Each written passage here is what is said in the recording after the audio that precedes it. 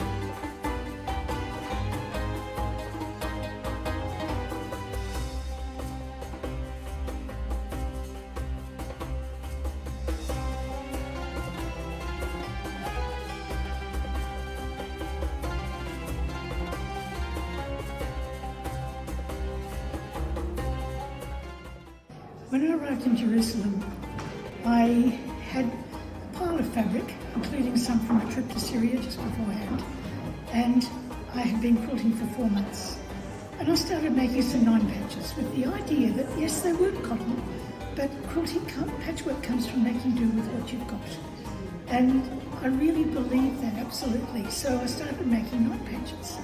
And when I was laying them out, I realised that if I took some of the colours out, I could make a map of the city of Jerusalem, and I used the bold lines for the lit up alleys between the tiny shops in the old city, the walled city, and I used the greens for the mosque and the Muslim areas, and I used purple for Christianity because it's the colours used for Easter, and all around I surrounded it with the black and white of Judaism, because it's a city about religions. As soon as you meet anyone, people say, "Where do you live?" And by saying where you live, I would say Beit Hanina, and I had immediately allied myself to the Palestinian side.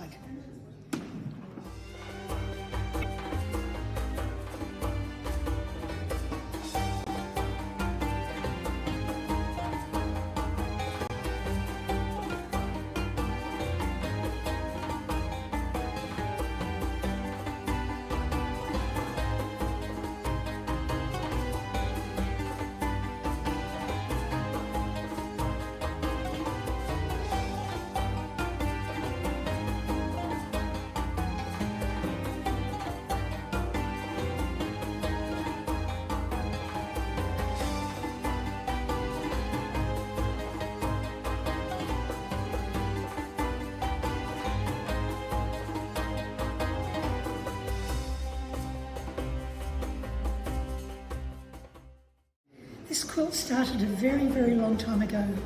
In 1991, my kids and I were shunted off to Cyprus while Bob stayed in Amman in Jordan, where he was the Australian ambassador.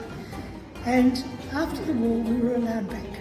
But we had Australian military coming through, staying in the house, having dinner with us. And one of the generals once pulled out a little pile of photos and started flipping through them and showing them to me. And right was an image of a wall in the middle of the desert, broken away, covered in the most glorious tiles, and obviously a totally shattered building.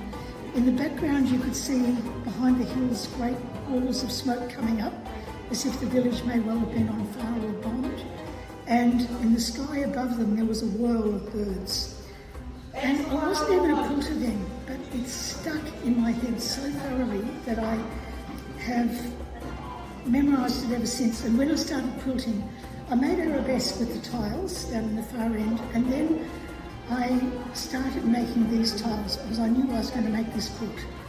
But it was so complicated. The tiles have a pieced background first with tiny little bits in it, and then they have hand applique over the top, And there's a half flower and a half flower, but they make whole flowers. And when we were in a mosque in Iraq before the Gulf War, and you could see these circles almost spinning on the walls as you stood under them. So you've got a circle of these, and then you've got a circle of these. And it was also really cool because you were surrounded by the blue.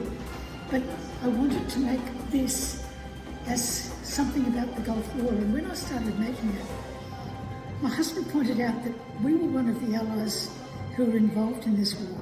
And he was still an ambassador, and this mightn't be very tactful. So the thing got shelved, and also it was so hard to pick up again.